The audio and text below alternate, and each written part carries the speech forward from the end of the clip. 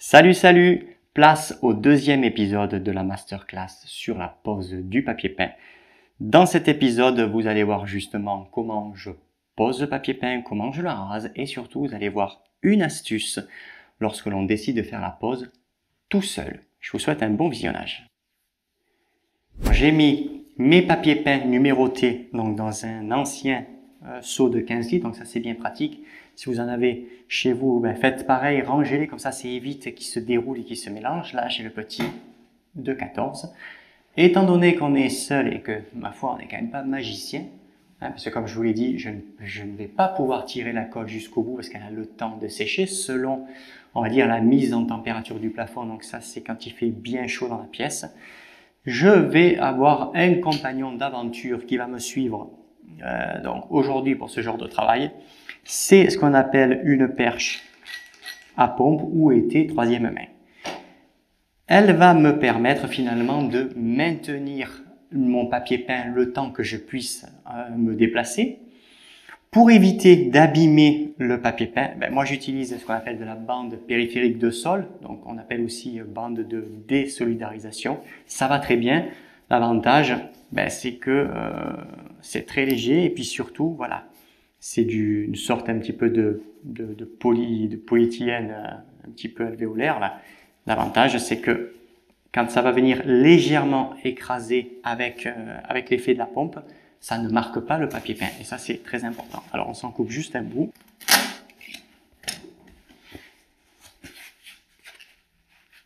Voilà. Et quand on passera sur le lait de 53, je vous montrerai parce que ça, évidemment, ça ne suffit pas. Le papier risque de se plier et de se déchirer avec son poids. Je me le prépare au préalable pour quand même avoir de la hauteur. Lame de cutter pour tous ces genres de travaux, papier peint, tout ça, tapisserie, trame. Enfin, dès qu'il faut que ça coupe, vaut mieux directement équiper une lame neuve. Et là, je vais attaquer donc concrètement à mettre la colle. Pour mettre la colle, je vais avoir besoin de pas beaucoup de matériel. Brosse à réchampir de 32, un petit rouleau 10 pattes de lapin, 110 mm de largeur, 12 mm de hauteur de mèche, c'est un polyamide, tout ça, ça vient de la marque d'ailleurs Roulor, et le gros rouleau, 180 mm de largeur, 12 mm de hauteur de mèche. Ce qui est important, comme on peut le voir, c'est pas du matériel de première jeunesse. Alors si vous êtes dans le même cas de figure que moi, ça va être super. Donc l'idéal, c'est d'utiliser des rouleaux qui ont déjà travaillé à la peinture pour les passer au papier peint. Parce que concrètement, surtout au plafond, parce qu'au plafond, on va dire que ça ne pardonne pas, ça se voit comme un nez sur la figure, il faut impérativement que les rouleaux ne perdent pas des fibres. Si vous, je sais pas moi, une petite touffe, elle vient se coller, vous en apercevez que c'est trop tardivement, et bien évidemment, une fois que le papier est sec, bonjour pour l'enlever. Donc c'est très compliqué. Je vais attaquer à appliquer la colle en sachant que on dépasse toujours un tout petit peu. On ne cherche pas à réchampir. Par contre, ici, clairement, au niveau du mur, on peut mordre un tout petit peu. La seule chose, c'est qu'il faut passer de suite l'éponge. Alors attention avec le type de peinture. Si vous avez une peinture un peu fragile, vaut mieux réchampir. Voilà, clairement, je vois mon petit coup de crayon. Voilà. Concrètement, je vais faire tout ce que je peux dans le développé de mes bras, donc selon où j'ai placé l'escabeau. Alors, il fait... Je ne vais pas dire qu'il fait encore chaud dans la pièce, mais voilà, attention à ce paramètre. Ça, c'est important. Donc, vous voyez, je touche un tout petit peu, mais vraiment très léger. Chose importante également, avant on va dire la première application, donc moi ça a été fait, pensez à humidifier vos fibres, à bien les faire dégorger, parce que ça évite à la colle, si vous voulez, d'être absorbé immédiatement par la brosse, parce que ce qui va se passer par la brosse, par le rouleau surtout, parce que ce qui va se passer en premier lieu, c'est que vous allez faire ce qu'on appelle des maigreurs. Et à la colle, évidemment, ça ne pardonne pas. C'est un tout petit rouleau, donc là pour le coup, il ne faut pas hésiter à en mettre. Voilà, donc, on disperse la colle, donc vous voyez ce qu'on appelle avoir le témoin coloré, on la voit, elle est teintée, mais rapidement ça se disperse. Je suis prêt à commencer la pose. Flatoire à maroufler ou brosse à maroufler, ça convient également selon, on va dire, selon un petit peu la densité du papier, l'un va être meilleur que l'autre. Un couteau enduire pour le rentrer et puis pour scier, pour couper. Et bien sûr, notre perche qui va nous servir. Alors, on se rappelle de la petite flèche.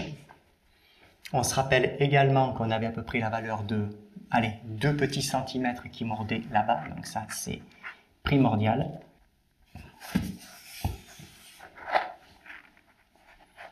Donc se mettre au fameux trait, petit coup de crayon, voilà ici.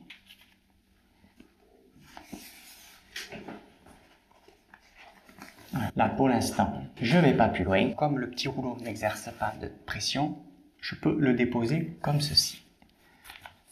Alors là,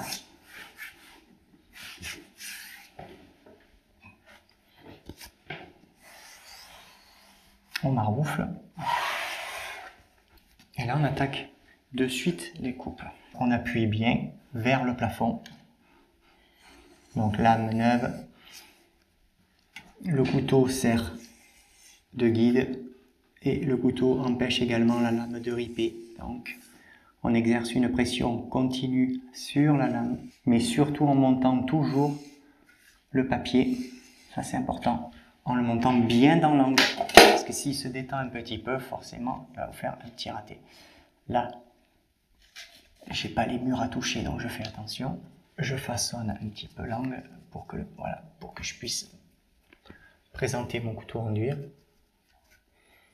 Donc là, voilà, là je le monte bien dans l'angle.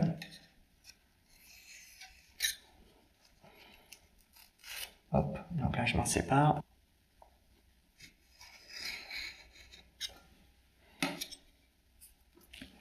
Je maroufle.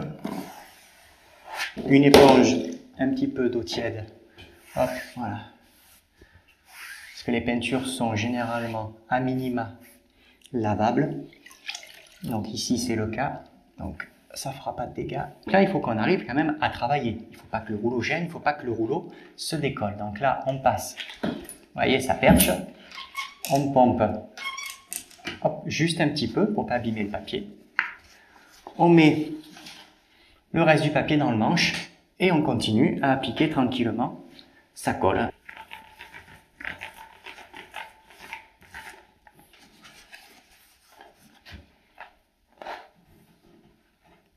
Et là, ce qu'on fait, on décroche.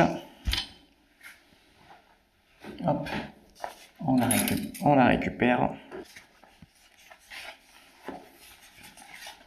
Et voilà, et pour l'instant, on ne touche plus.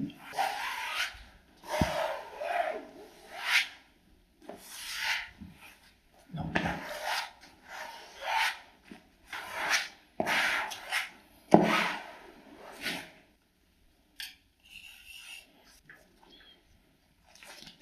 Donc un petit coup aux outils de temps en temps pour ne pas promener de la colle, parce que on s'en aperçoit pas forcément. Nettoyer aussi, voyez. Alors attention, comme je l'ai dit et je vais le répéter, si vos murs vous avez un doute, vous ne savez pas la nature de la peinture, ou produit par exemple d'entrée de gamme ou quoi, ou on va dire même la moindre inquiétude, ne mordez pas sur le mur. Moi je le fais puisque je sais que la peinture, j'aurai pas de problème avec elle, mais attention, toutes les peintures ne se valent pas, hein, loin de là, ça c'est pas un mystère. Donc si vous avez le moindre doute, au lieu de mordre un petit peu, eh ben, vous faites vraiment votre réchampis, en sachant que quand même, quand on vient maroufler, malheureusement, on a toujours un petit peu de colle qui sort. Donc là, le réflexe, toujours un petit coup sur le papier, ça c'est très important, ça c'est vraiment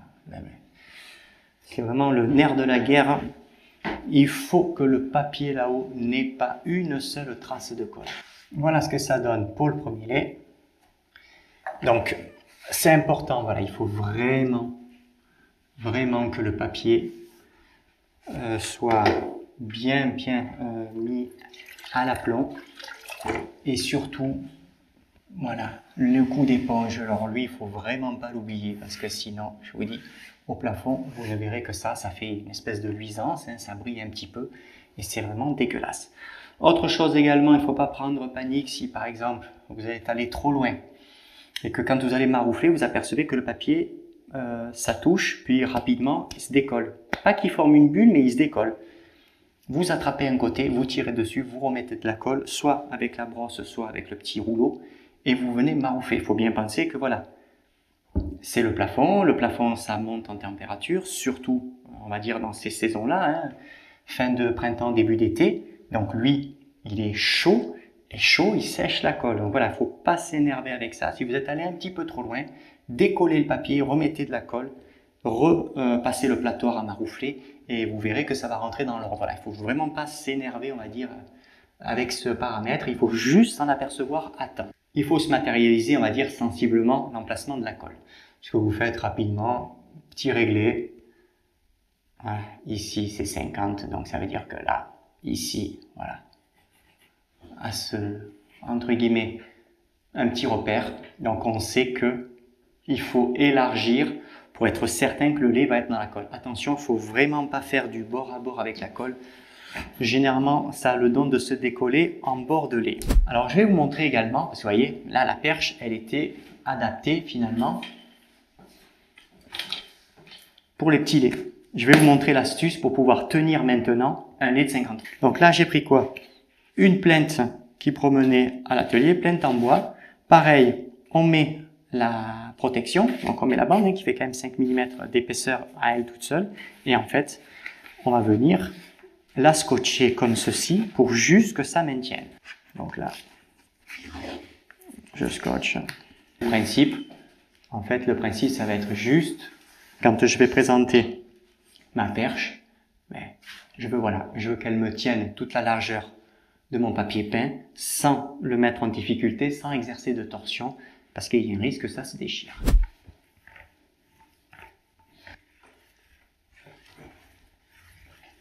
Alors si votre fond est, on va dire, un niveau de brillance type un petit peu velours ou satiné, parce que là, ici, moi je suis sur une peinture mate, donc la colle s'enterre un petit peu dedans.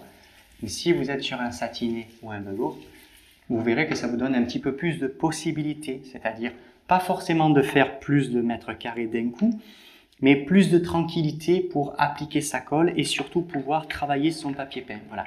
Alors que là, moi, clairement, avec une peinture acrylique mat, bon, ben, il faut quand même être assez vigilant parce que si je suis un peu trop long, ça peut migrer dans le support, hein, ça s'enterre. Hein. Et si ça s'enterre, ben, automatiquement, quand je vais venir maroufler, je pourrais éventuellement me retrouver avec un décollage ou, pourquoi pas, une bulle. Voilà, le dessin il est là. Voilà, il faut vraiment être très propre.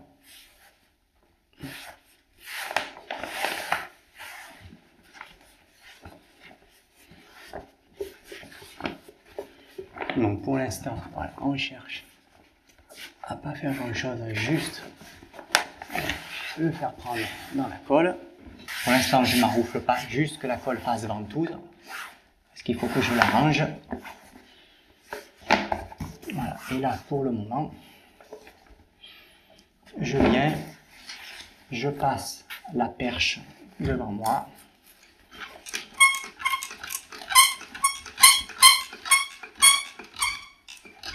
Voilà. Et là, c'est pour ça que j'ai ramené le seau. Le seau que vous avez vu tout à l'heure. Avec ce type de petite poignée. Voilà. Je déroule un peu mon papier peint. Et ça permet, voilà, sans abîmer, il se tient. Et moi, ça me permet surtout de travailler sans avoir le papier à la main. Donc là, on maroufle. Donc toujours pareil, on veille avec son couteau enduire, on pousse bien le papier, qu'il aille bien correctement dans l'angle. Hein. C'est vraiment vous qui devez le pousser parce que sinon le papier a tendance à rester un tout petit peu en tension, donc en fait il n'y va pas correctement.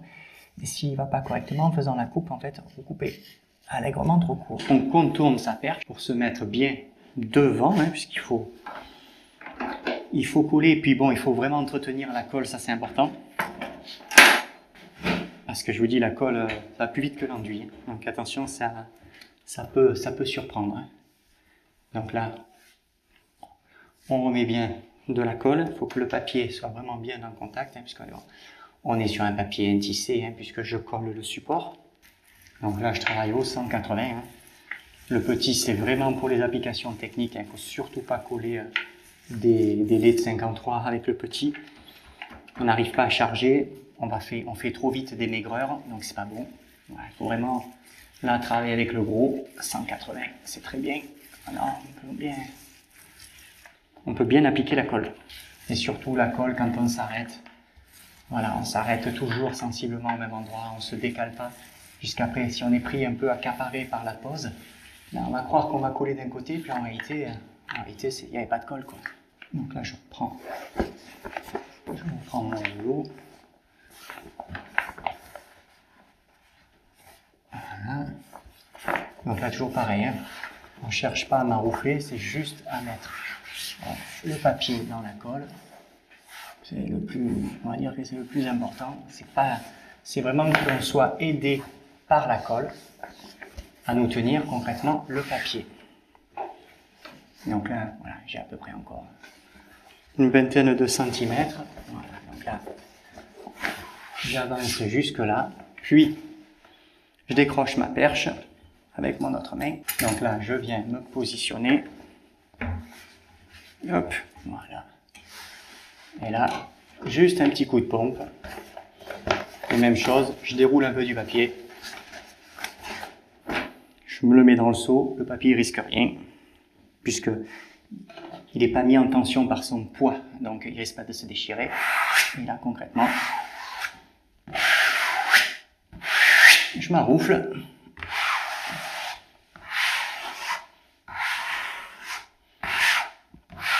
Là.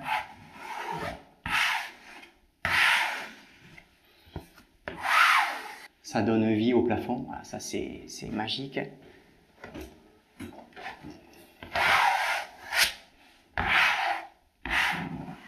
Et il faut juste être patient. C'est pas, voilà, c'est pas l'opération la plus rapide, ce n'est pas non plus la plus facile. Parce que je vous dis, on a la tête en l'air, on a quand même là des motifs, hein, les motifs à respecter. Donc tout ça prend du temps.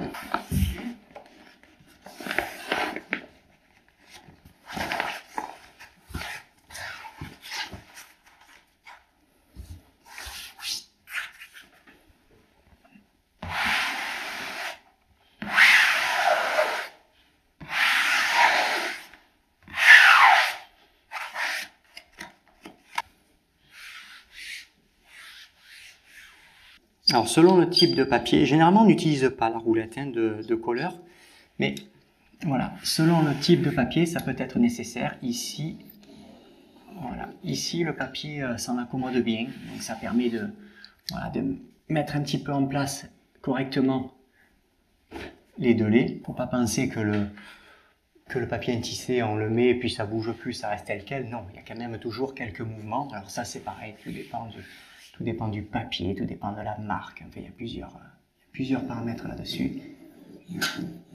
Donc voilà. Certains papiers vont apprécier d'être un petit peu voilà, comme ça écrasé au niveau du joint pour bien le mettre en place.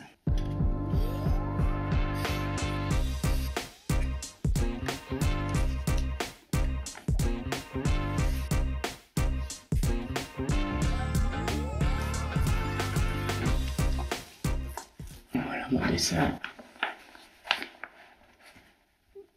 Voilà, il est là.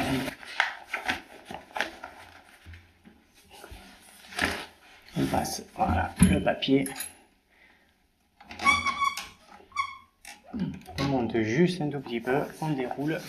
Et comme le papier, on ne peut pas quand même le serrer de trop, hein, je veux dire, c'est pas une trame, on n'est pas en train de faire d'enduit, hein, on fait vraiment de la finition.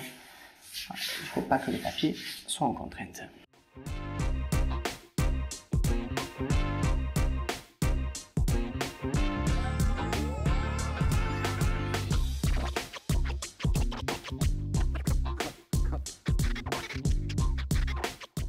Je suis au point lumineux, donc je me suis débarrassé de la douille et de la fiche DCL, hein, parce que si on veut vraiment faire un travail propre, il faut vraiment enlever tous les obstacles, ça c'est vraiment important. À l'utilisation de la perche, pensez bien que quand vous mettez la perche comme là, on la voile est en place, que vous pompez. Alors pompez, on va dire modérément. Le principe c'est d'une de ne pas lever le plafond si vous avez un plafond plein de plâtre.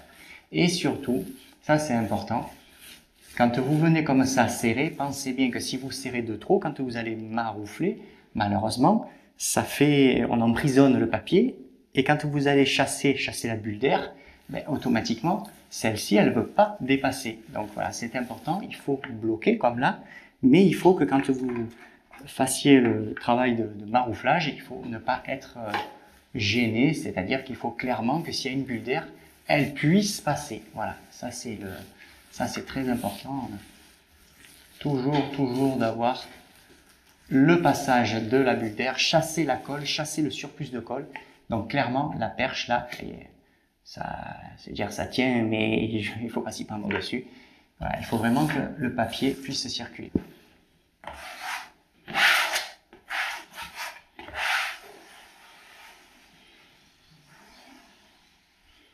Vous voyez, c'est ce que je vous ai dit. Voilà. Hop.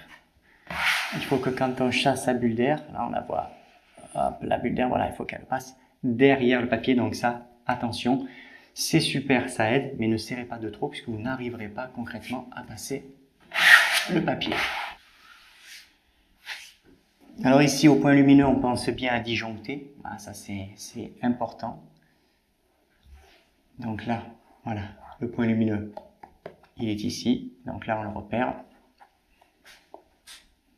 Voilà, il est là au bord. Donc là, on fait la traditionnelle petite croix. Voilà, pour dégager.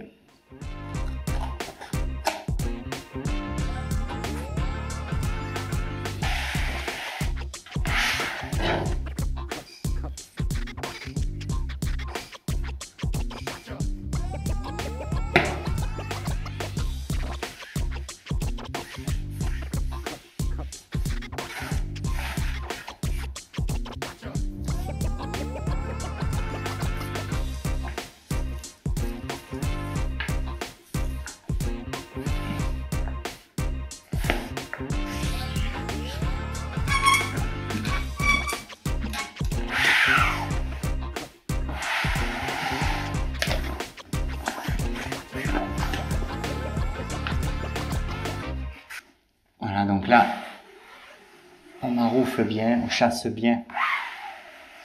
Voilà. Toutes les bulles d'air, l'excédent éventuel de colle. Vous voyez, là, j'en ai attrapé. Là, de suite, le réflexe. Bien essuyer les joints. Et concrètement, il va me rester encore un lait entier de 53. Voilà, qui est ici. Et qui est numéroté, hein, je vous rappelle, numéroté avec le sens de flèche, ça c'est pour éviter de s'en mêler les pinceaux quand on pose. Et vous voyez, c'est bien pratique parce que concrètement, j'ai toujours suivi mon dessin, et pour l'instant, hein, à moins que j'ai fait une connerie sur le dernier lait, mais pour l'instant, vous voyez, la chute que j'avais calculée, c'est bien la chute qu'on retrouve et à la fin de la pose du papier, et au démarrage, c'est à peu près, voilà, sensiblement ça, donc c'est ce qui avait été calculé. Donc voilà, très important quand on est seul là comme je suis, faut vraiment prendre le temps de couper, préparer son papier parce que si vous le déroulez, vous voyez, c'est vite compliqué et puis le plafond, ça, voilà, ça concrètement, ça pardonne pas. Voilà, il faut vraiment être bien dedans d'entrée parce que sinon, sinon la pose elle va être merdée et je vous dis un plafond, ouais, faut s'être levé du bon pied. On renvoie bien le papier dans l'angle, voilà, parce que le papier, il sait pas le faire tout seul. Voilà, donc là, on pousse avec le couteau. On coupe devant, donc ça fait que le couteau fait office de guide pour la lame et surtout, entre guillemets, pas de par éclat, mais voilà, il empêche, il limite, on va dire plutôt, les dérapages avec la lame. Et là, en l'occurrence, des dérapages, on n'en veut pas puisque le mur n'est pas à refaire. Voilà, et quand on a un petit décollement, vous voyez, ici, je le vois d'ici, hop, petit décollement, ça peut arriver, pas méchant, un petit peu de colle. Voilà, faut pas hésiter à toucher, hop, bien, on replace, on maroufle un coup pour envoyer. Voilà, l'excès de colle, vous voyez, l'excès de colle est sorti. Et hop, ça, de suite, on enlève. Voilà, on n'attend pas. Et attention à la colle, hein. Selon les peintures, la colle est un petit peu agressive, donc c'est-à-dire qu'elle peut faire friser, elle peut faire cloquer la peinture. Non, il faut faire attention. Alors, j'en ai pas trop parlé. Là, les murs ne sont pas très vieux et n'étaient pas à refaire, donc tapisser plafond, pourquoi pas. Par contre, si vous avez des murs qui ont quand même un certain âge, donc c'est-à-dire au-delà déjà de 4-5 ans, attention. Forcément, si vous décidez de ne pas les faire, que vous passez l'éponge, ou que vous avez des projections de gouttes d'eau, avec les mains, parce que vous avez les mains trempées, attention, l'eau va tomber, l'eau va faire des traces. Quand vous allez passer en fait l'éponge, vous allez nettoyer une bande qui est voilà, de la largeur de l'éponge. Vous allez nettoyer. Simplement, quand tout va sécher, vous allez vous apercevoir clairement de ce qu'on appelle le décoloration.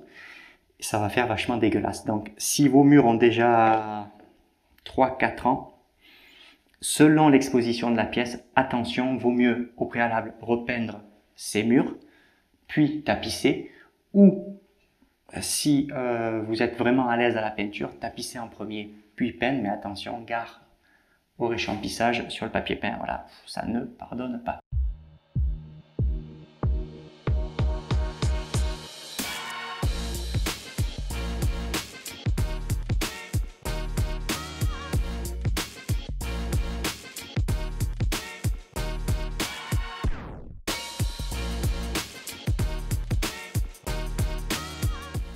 Petit coup d'éponge, voilà, on enlève cette colle. Ça, c'est de la colle clairement qui est venue en marouflant. Voilà, ce qu'on appelle le surplus.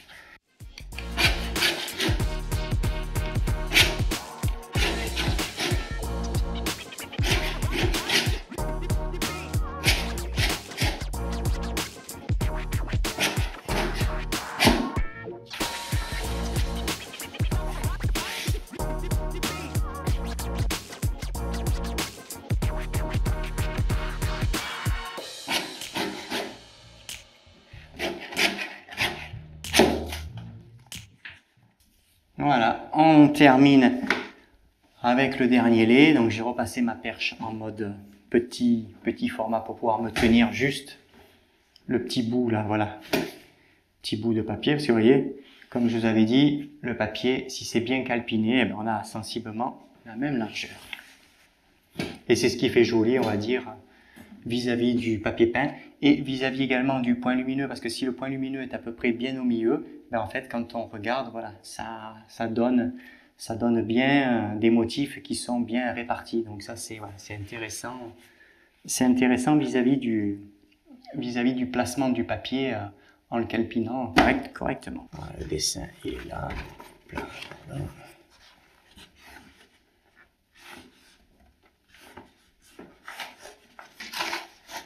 Une fois qu'on sait que le dessin est bon, voilà, on sait qu'on peut couper puisque le papier n'aura pas de problème, on va dire, supplémentaire. Il faut bien le rentrer hein, parce que là on a un quart de rang en bois, donc quart de rang en bois il gêne vite.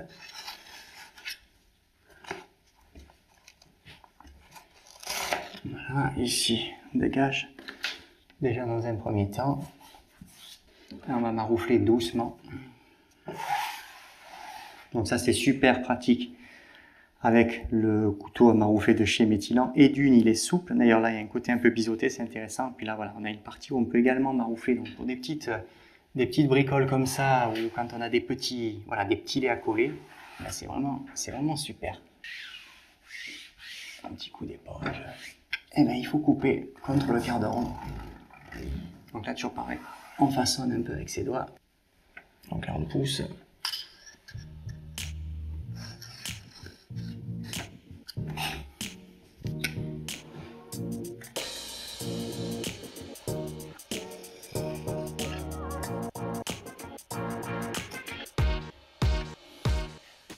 Voilà, vous voyez là, quand on rentre bien le couteau, eh bien, vous arrivez vraiment, pourtant hein, c'est un quart de rond, mais voilà, vous arriverez à faire une coupe vachement propre.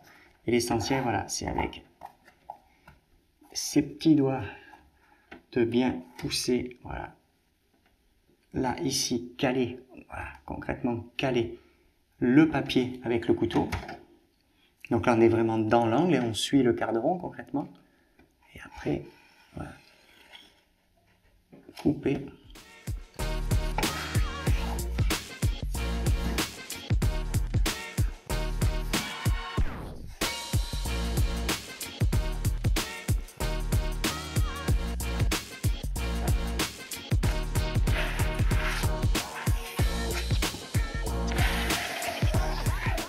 Selon le type de support, ici par exemple, je coupe clairement dans du bois, hein, puisque là je suis sur un quart de rond. Pensez, parce que voilà, ce sont des lames qui sont sécables, pensez à rapidement vous débarrasser de la partie sécable, parce que pour un rien ça coupe pas, et rater la coupe parce que justement la lame s'est émoussée, c'est mauvais.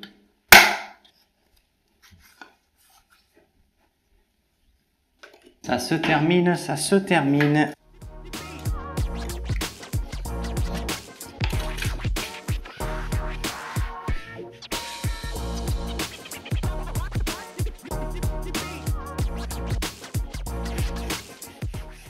Je viens de finir la pose. Donc de suite, ça apporte un certain cachet à la pièce, c'est certain. Donc là, ce que je vais faire, je vais tout débarrasser, tout nettoyer, remettre la pièce avec tous ces petits objets décoratifs et quoi s'appelle la tringle à rideau, enfin tout rééquiper la pièce. Et justement, on va faire le point, on va voir un petit peu ce que ça donne. Le papier peint est désormais sec. On a laissé passer à peu près la valeur de 12 heures. On va profiter pour rééquiper la chambre. Donc là, on est de nouveau dans une inspiration savoyarde. Par contre, on va dire le cachet supplémentaire de la pièce, il est concrètement au plafond, parce que là on colle quand même à cette thématique, voilà, cet esprit un peu extérieur, avec des couleurs justement, certaines couleurs qui sont un peu plus chatoyantes que d'autres, et l'avantage, voilà, c'est que clairement, ça apporte une âme supplémentaire à la pièce. Autre chose également, la porte de placard donc, qui est équipée d'un grand miroir, eh bien, avec le papier peint, on a vraiment cette sensation de profondeur. Ça, on va dire que c'est très amplifié parce que la façon dont est posé le papier avec les feuilles, ben voilà, ça donne vraiment l'impression d'avoir clairement une pièce qui a grandi. Merci de m'avoir suivi pour cette pause, on va dire cette pause un petit peu technique qui sort justement un petit peu du lot. Mais voilà ce que ça apporte concrètement de tapisser un plafond. Dès l'instant qu'on a une pièce un petit peu, on va dire un petit peu triste ou nette, ou qu'on veut vraiment impliquer, on va dire, impliquer le plafond dans la décoration, eh bien voilà, faut pas hésiter à aller tapisser. Un petit coucou et à bientôt!